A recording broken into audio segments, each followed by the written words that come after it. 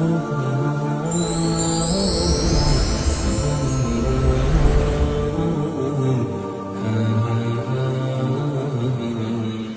اللہ الرحمن الرحیم۔ عربی کے معلم حصہ اول کے سبق نمبر 2 کے دوسرے حصے میں خوش آمدید۔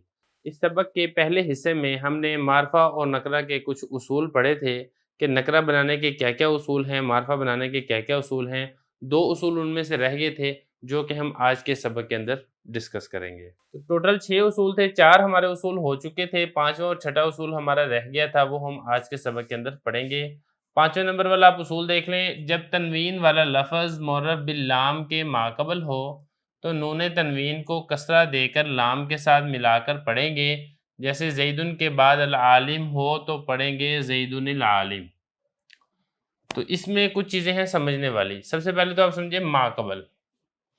ماقبل کہتے ہیں پچھلے حرف کو یا پچھلے لفظ کو۔ ما کا مطلب ہوتا ہے عربی میں جو، قبل کہتے ہیں پچھلے کو، یعنی جو لفظ آپ پڑھ رہے ہیں اس سے جو پچھلا لفظ ہوگا اس کو ماقبل کہا جائے گا۔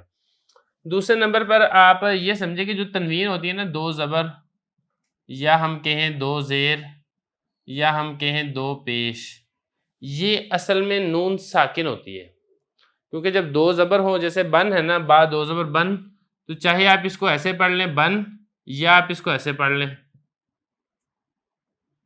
با نون زبر بن، تو پڑھنے کے اندر کوئی فرق نہیں ہے۔ یا با 2 زیر بن ہے تو چاہے تو آپ اس کو ایسے پڑھ لیں با 2 زیر بن، چاہے آپ اس کو ایسے پڑھ لیں با نون زیر بن۔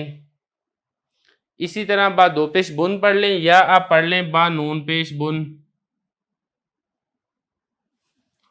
تو اصل میں یہ نون ہی ہوتا ہے جس کو نون تنوین کہا جاتا ہے، لیکن پھر اس کو مختصر کرنے کے لیے نون کو گرا کے 2 زبر 2 زیر 2 پیش کو لکھ دیا جاتا ہے، تو حقیقت کے اندر ہوتا یہ نون ہی ہے۔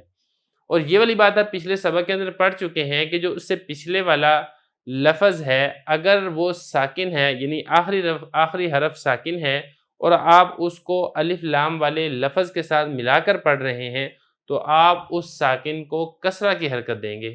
تو یہاں پر بھی ایسے ہی ہے کہ نون تنوین ہو جو کہ حقیقت کے اندر نون ساکن ہوتا ہے، جب آپ اس کو ملائیں گے اگلے الف لام والے لفظ کے ساتھ جس کو معرب باللام کہا جاتا ہے، تو آپ اس نون کو جو ساکن تھا یا ہم کہیں وہ جو تنوین تھی اس کو آپ کسرہ کی حرکت دے دیں گے۔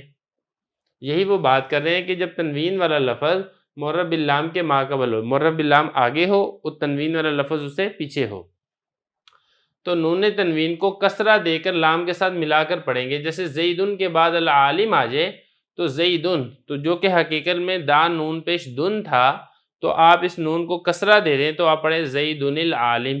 یہ 5واں اصول ہے۔ اس کے بعد آپ ایک تنبیہ یعنی ایک خاص بات کی طرف متوجہ کریں، آپ اس کو بھی دیکھ لیں۔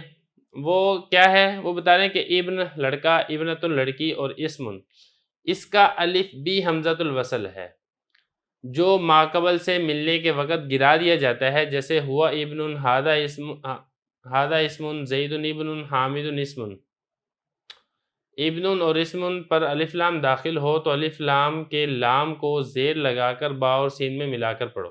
اس تنبیہ کا تعلق بھی ایک پچھلے اصول کے ساتھ ہے جو آپ نے 4 نمبر اصول کے اندر پڑھا تھا۔ وہ اصول یہ تھا کہ جب الف لام داخل ہے کسی لفظ کے اوپر، وہ لفظ معرب باللام ہے اور اس سے پہلے کوئی اور لفظ لگ جائے اور آپ اس لفظ کو معرب باللام والے لفظ سے ملا کر پڑھیں، تو معرب باللام کا جو الف ہے جس کو حمزہ وصل کہا جاتا ہے اس کو گرا دیا جاتا ہے۔ تو یہاں پر یہ بتا رہے ہیں کہ کچھ عربی میں الفاظ ایسے ہیں جو الف لام نہیں ہوتا، صرف حمزہ ہوتا ہے، لیکن اس کا حکم بھی حمزہ وصل والا ہوتا ہے، اس سے پہلے کوئی اور لفظ لگ جائے تو وہ گر جاتا ہے۔ وہ کون سے اسما ہیں؟ یہاں پہ انہوں نے 3 ذکر کیے۔ ایک ہے ابن کا الف، یہ بھی حمزہ وصل ہے۔ دوسرا ہے ابنتن کا الف، یہ بھی حمزہ وصل ہے۔ تیسرا ہے اسمن کا الف، یہ بھی حمزہ وصل ہے۔ ماقبل کے ملنے کے وقت گرا دیا جاتا ہے، یعنی اس سے پہلے کوئی اور لفظ لگے گا تو آپ اس کو گرا دیں گے، آپ اس کو نہیں پڑھیں گے۔ جیسے ہوا ابن ہے، اب یہ دیکھیں ابن سے پہلے ہوا لگ گیا تو آپ اس کو پڑھیں گے ہوا ابن، یہ حمزہ آپ نہیں پڑھیں گے۔ یہ ہادہ اسمن ہے، ہادہ اسمن میں یہ جو الف ہے یہ آپ نہیں پڑھیں گے، ہادہ اسمن پڑھیں گے۔ ज़ैदुन इब्नुन है तो ज़ैदुन इब्नुन में ज़ैदुन इब्नुन पढ़ेंगे। हामिदुन इस्मुन में हामिदुन इस्मुन था, तो यहाँ पर आप देखें ये जो हमज़ा है ये हमज़ा भी वसल का है, तो आप इसको गिरा के पढ़ेंगे हामिदुन इस्मुन। निस्मुन नून को बराह रास्त सीन से मिला देंगे, क्योंकि हमज़ा वसली दरमियान में आ जाए तो वो पढ़ने के अंदर नहीं आता। अब उसके बाद आगे ये बता रहे हैं इब्नुन और इस्मुन पर अलिफ लाम दाखिल हो तो अलिफ और लाम के लाम को ज़ेर लगाकर बा और सीन में मिलाकर पढ़ेंगे।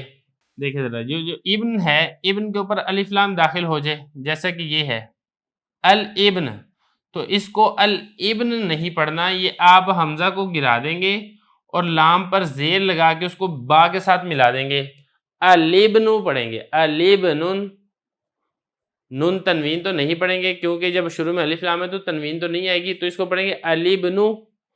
ये इसी तरीके से इस्मुन में आप देखें, ये जो इस्मुन में तनवीन है, शुरू में अलिफ लाम आएगा तो तनवीन तो गिर जाएगी और आप अलिफ लाम में लाम को सीन के साथ बराह रास्त मिला के आप इसको पढ़ेंगे अलिस्मु। अल इस्मु नहीं पढ़ेंगे क्योंकि हमज़ा पढ़ने के अंदर नहीं आएगा, हमज़ा पढ़ने से साकित और गिर जाएगा। तो ये पांचवा उसूल है। इसके बाद हम छठा उसूल पढ़ते हैं। छठा उसूल आप देख लें, अलिफ लाम जब ऐसे लफ्ज़ पर दाखिल हो जिसका पहला हरफ शमसी है तो अलिफ लाम का लाम हरफ शमसी में मुदगम हो जाता है, यानी तलफ़ुज़ के वक़्त लाम के बजाय हरफ शमसी ही का तलफ़ुज़ होता है। ऐसी सूरत में लाम पर जज़म नहीं लिखी जाती बल्कि हरफ शमसी पर तशदीद लिखी जाती है, जैसे अश-शम्स अर्रजुल वगैरह।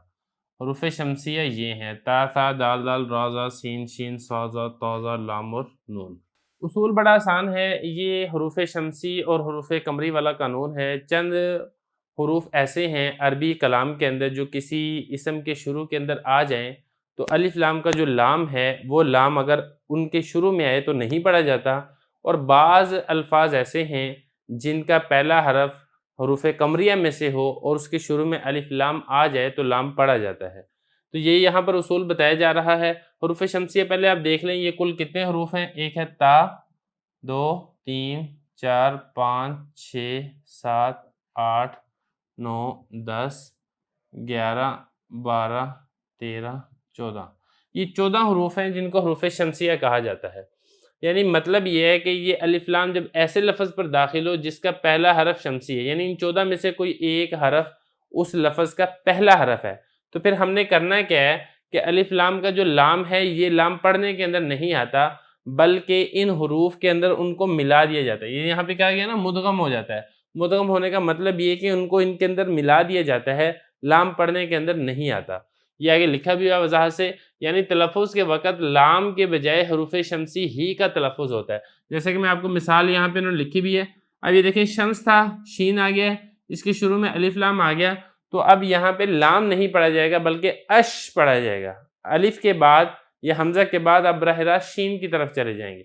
इसी तरीके से रा भी चूँकि हरूफ शमसिया में से है, यहाँ पर भी अगर आप देखेंगे तो अल नहीं पढ़ेंगे आप, बल्कि आप पढ़ेंगे अर्रजुल। तो अलिफ के बाद हमज़ा के बाद आप बराह रास्त रा की तरफ मुंतकिल हो जाएंगे। यही वो कह रहे हैं, यानी तलफ़ुज़ के वक़्त लाम के बजाय हरूफ शमसी ही का तलफ़ुज़ होता है। ऐसी सूरत में लाम पर जज़म नहीं लिखी जाती बल्कि हरूफ शमसी पर तशदीद लिख दी जाती है। अगर लाम साकिन हो भी तो लाम पर हम जज़म नहीं लिखते बल्कि उसके बाद जो हरूफ शमसी में से कोई हरफ आ गया है उसके ऊपर तशदीद लिख दी जाती है और उसको उसी के अंदर मिलाकर पढ़ दिया जाता है, जैसे अश-शम्स अर्रजुल वगैरह। हरूफ शमसिया ये हैं, ये 14 हरूफ हरूफ शमसिया में से हैं। इसके अलावा जो बाकी 15 हरूफ हैं उन हरूफ को हरूफ कमरिया कहा जाता है। हरूफ कमरिया के अंदर ऐसा नहीं होता। हरूफ कमरिया अगर किसी इसम के शुरू के अंदर हैं और उससे पहले अलिफ लाम आ जाए तो वो अलिफ लाम बाकायदा पढ़ा जाता है, लाम को बाकायदा पढ़ा जाता है। अलिफ तो आपको मालूम है अगर दरमियाने कलाम में आ जाए तो नहीं पढ़ा जाएगा, अगर कलाम के शुरू में है तो फिर उस अलिफ को पढ़ा जाएगा और उसको हमज़ा कहा जाता है। तो यहाँ तक ये 6 के 6 उसूल हमारे मुकम्मल हो चुके हैं। अगली वीडियो के अंदर हम इंशाल्लाह इससे मुतल्लिक़ तमरीन को हल करेंगे।